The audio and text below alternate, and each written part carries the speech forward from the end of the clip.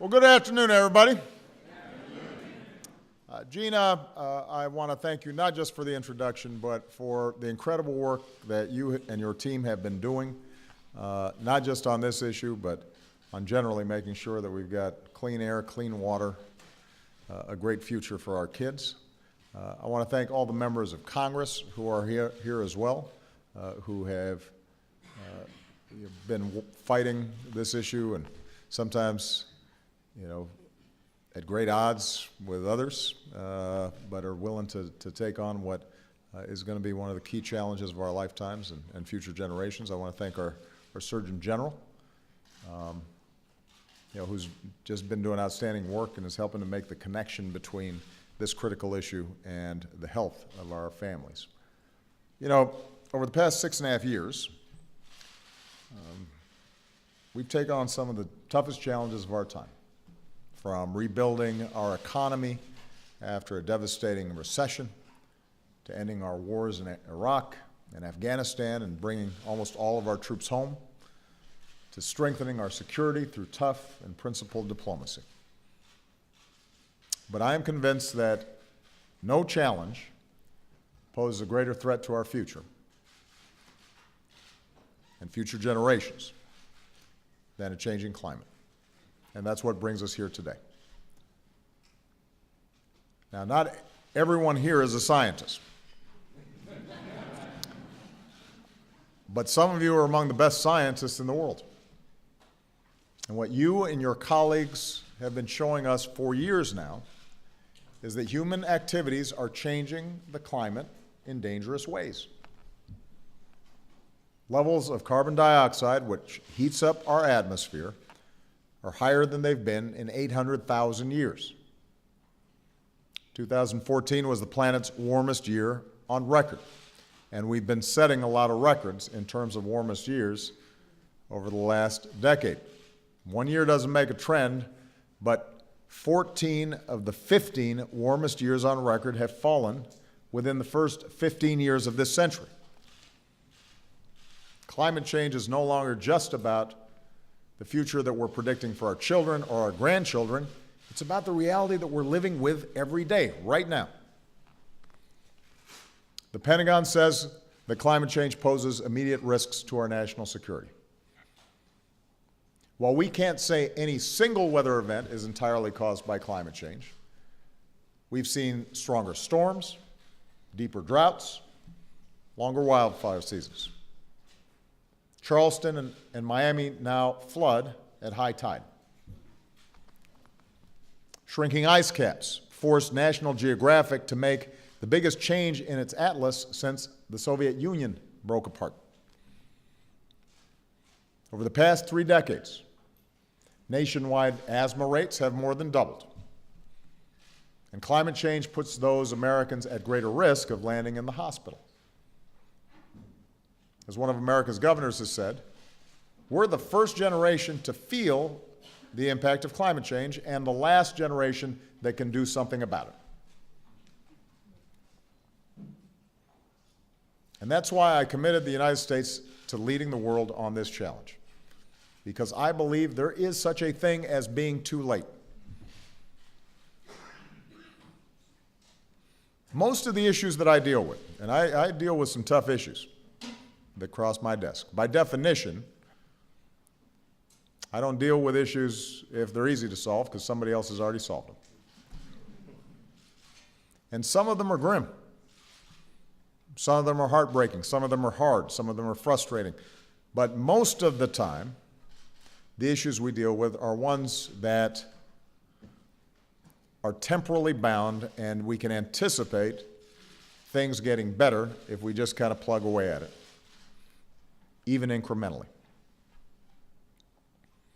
But this is one of those rare issues, because of its magnitude, because of its scope,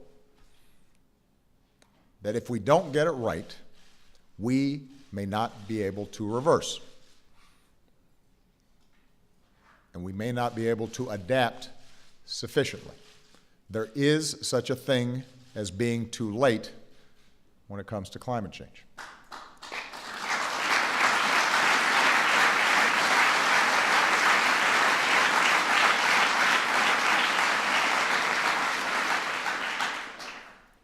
Now that shouldn't make us hopeless. It's not as if there's nothing we can do about it.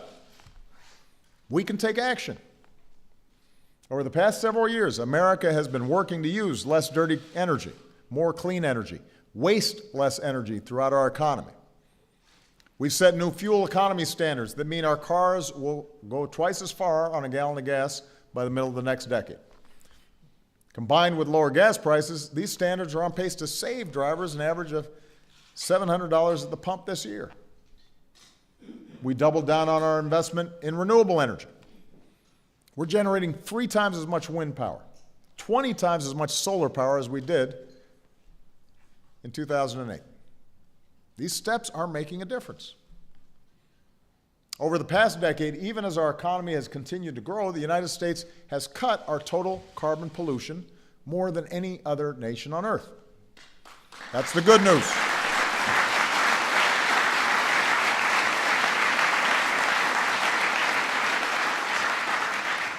But I am here to say that if we want to protect our economy and our security and our children's health, we're going to have to do more. The science tells us we have to do more. And this has been our focus these past 6 years. And it's particularly going to be our focus this month. In Nevada, later in August, I'll talk about the extraordinary progress we've made in generating clean energy and the jobs that come with it, and how we can boost that even further. I'll also be the first American president to visit the Alaskan Arctic, where our fellow Americans have already seen their communities devastated by melting ice and rising oceans, the impact on marine life. We're going to talk about what the world needs to do together to prevent the worst impacts of climate change before it's too late. And today we're here to announce America's Clean Power Plan, a plan 2 years in the making, and the single most important step America has ever taken in the fight against global climate change.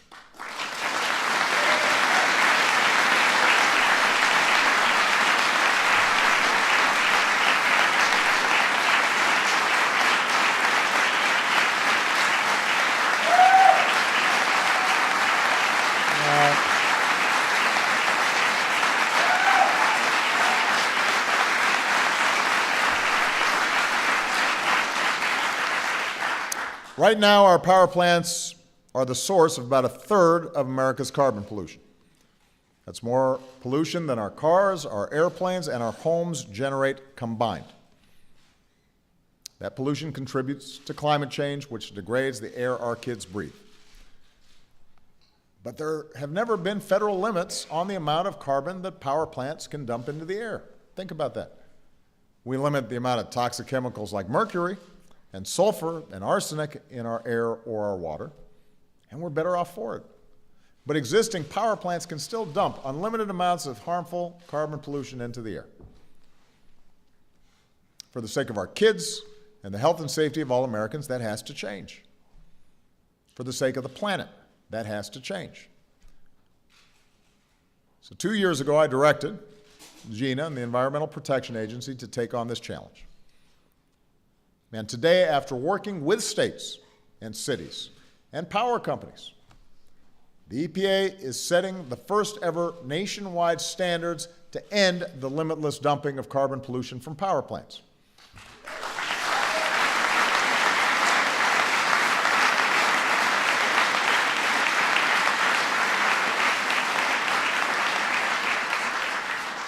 Here's how it works.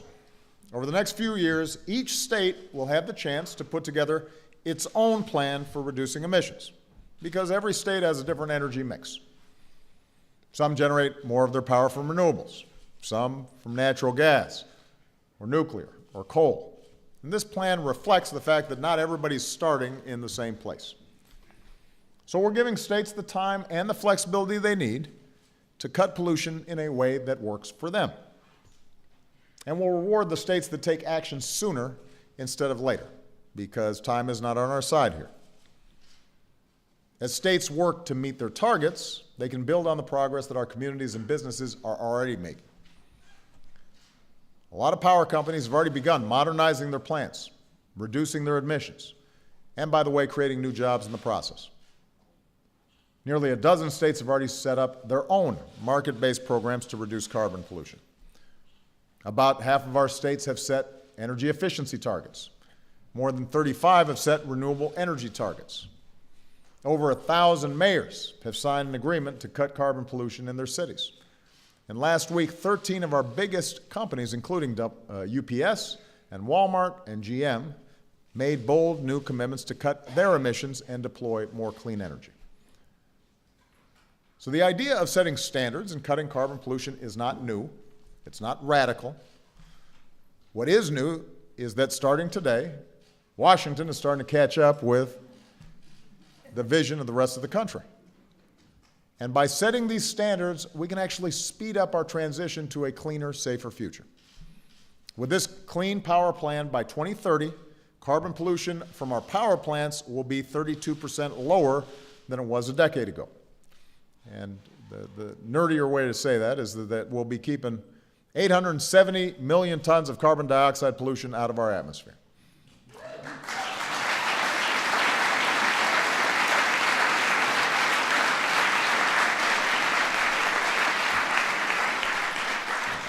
The simpler layman's way of saying that is that it's like cutting every ounce of emission due to electricity from 108 million American homes, or it's the equivalent of taking 166 million cars off the road.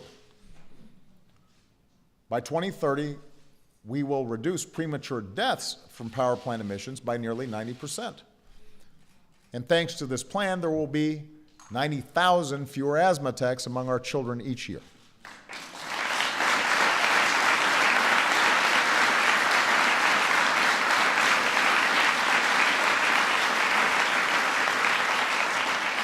And by combining this with greater investment in our booming clean energy sector and smarter investments in energy efficiency, and by working with the world to achieve a climate agreement by the end of this year, we can do more to slow and maybe even eventually stop the carbon pollution that's doing so much harm to our climate.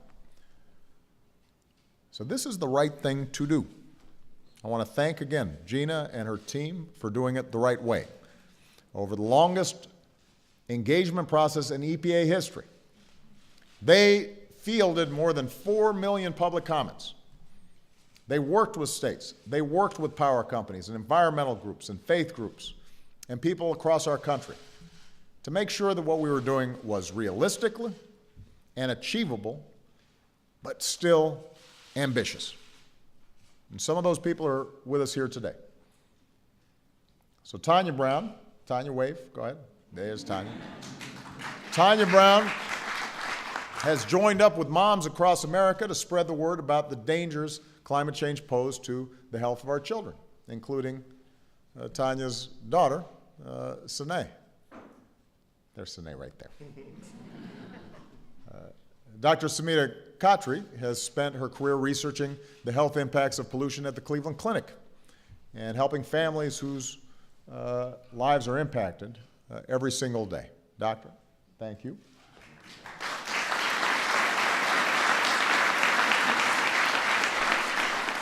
Sister Joan Marie Stedman has helped rally Catholic women across America to take on climate. Sister, thank you so much for your leadership.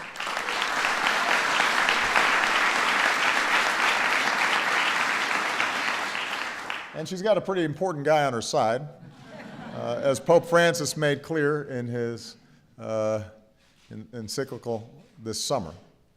Taking a stand against climate change is a moral obligation, and Sister Stedman is living up to that obligation every single day. Now, let's be clear. There will be critics of what we're trying to do. There will be cynics that say it cannot be done. Long before the details of this clean power plan were even decided, the special interests and their allies in Congress were already mobilizing to oppose it with everything they've got. They will claim that this plan will cost you money, even though this plan, the analysis shows, will ultimately save the average American nearly $85 a year on their energy bills. They'll claim we need to slash our investments in clean energy. It's a waste of money, even though they're happy to spend billions of dollars a year in subsidizing oil companies.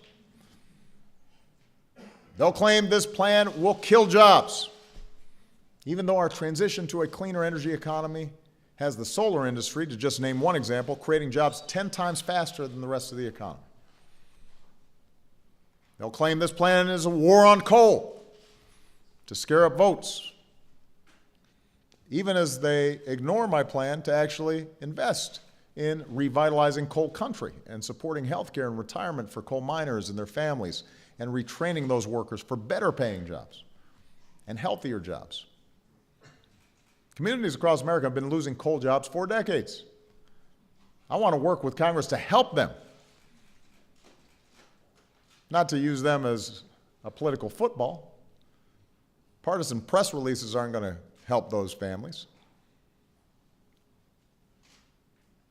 Even more cynical, we've got critics of this plan who are actually claiming that this will harm minority and low-income communities, even though climate change hurts those Americans the most, who are the most vulnerable. Today, an African-American child is more than twice as likely to be hospitalized from asthma. A Latino child is 40% more likely to die from asthma. So if you care about low-income minority communities, start protecting the air that they breathe and stop trying to rob them of their health care.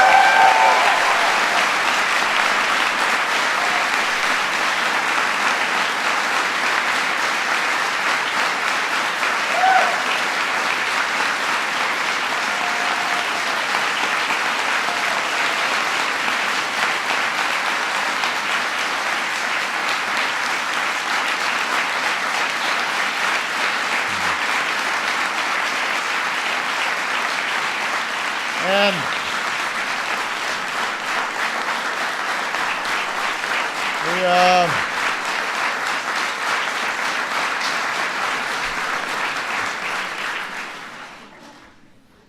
you could also expand Medicaid in your states, by the way. That would help.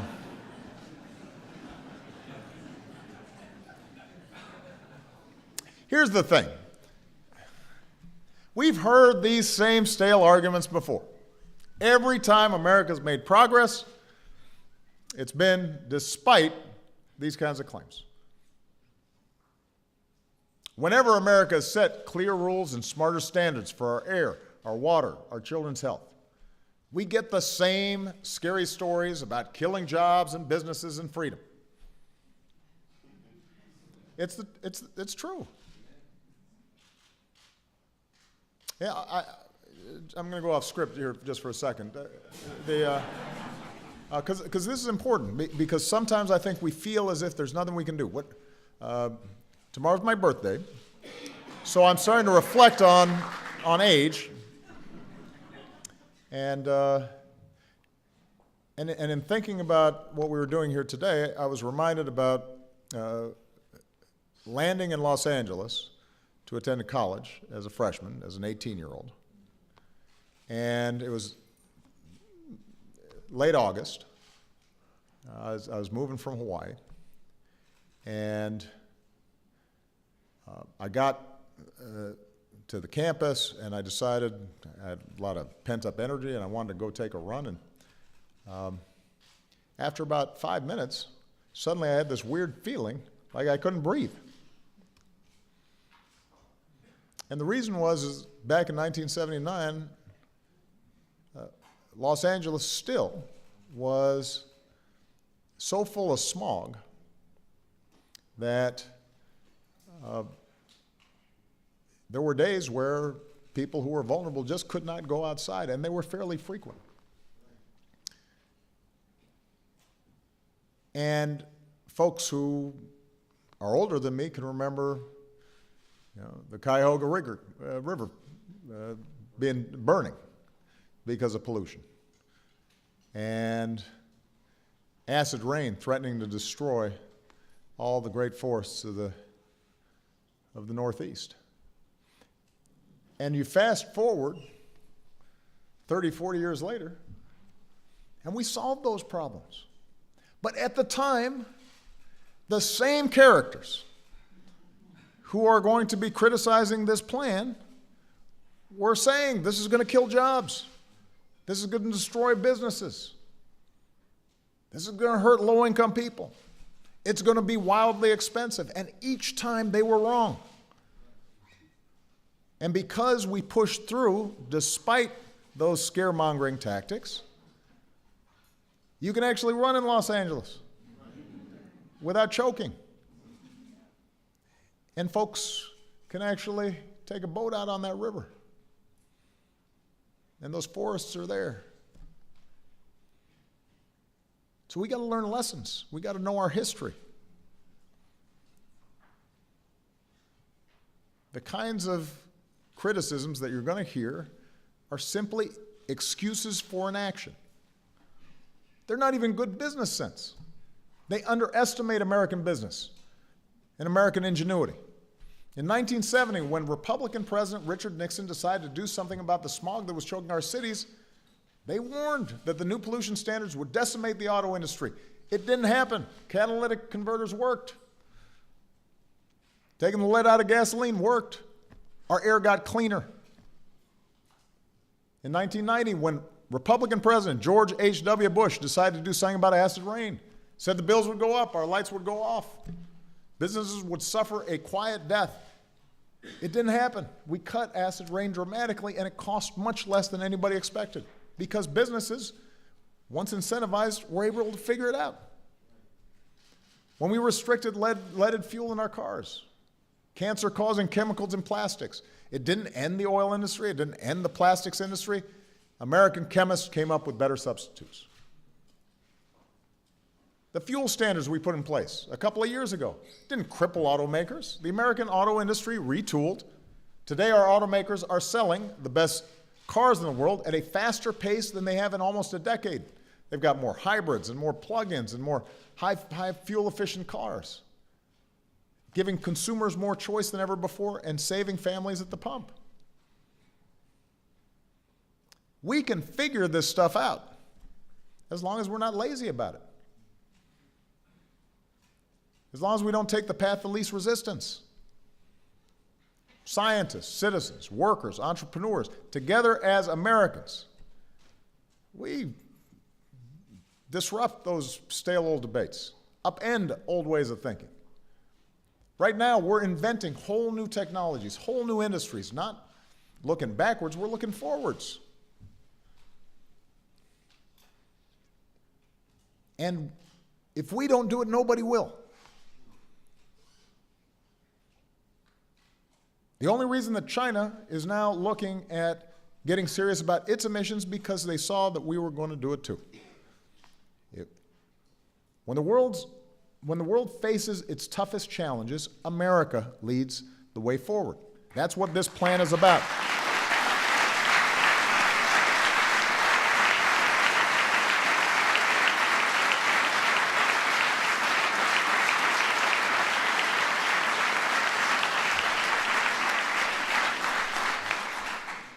Now, I don't want to fool you here. This is going to be hard, dealing with climate change in its entirety. It's challenging. No single action, no single country will change the warming of the planet on its own. But today, with America leading the way, countries representing 70% of the carbon pollution from the world's energy sector have announced plans to cut their greenhouse gas emissions. In December, with America leading the way, we have a chance to put in place one of the most ambitious international climate agreements in human history.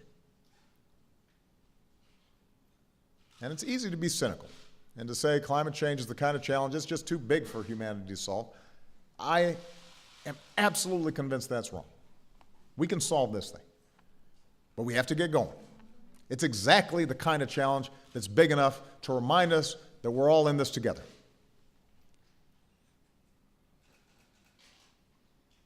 Last month, for the first time since 1972, NASA released a blue marble, a single snapshot of the Earth taken from outer space. And so much has changed in the decades between that first picture and the second. Borders have shifted, generations have come and gone. Our global population has nearly doubled. But one thing hasn't changed. Our planet is as beautiful as ever. It still looks blue. and it's as vast, but also as fragile, as miraculous as anything in this universe. This blue marble belongs to all of us. It belongs to these kids who are here. There are more than 7 billion people alive today. No matter what country they're from, no matter what language they speak, every one of them can look at this image and say, that's my home. And we're the first generation to feel the impact of climate change. We're the last generation that can do something about it. We only get one home. We only get one planet. There's no plan B. I don't want my grandkids not to be able to swim in Hawaii or not to be able to climb a mountain and see a glacier because we didn't do something about it. I don't want millions of people's lives disrupted and this world more dangerous because we didn't do something about it. That'd be shameful of us. This is our moment to get this right.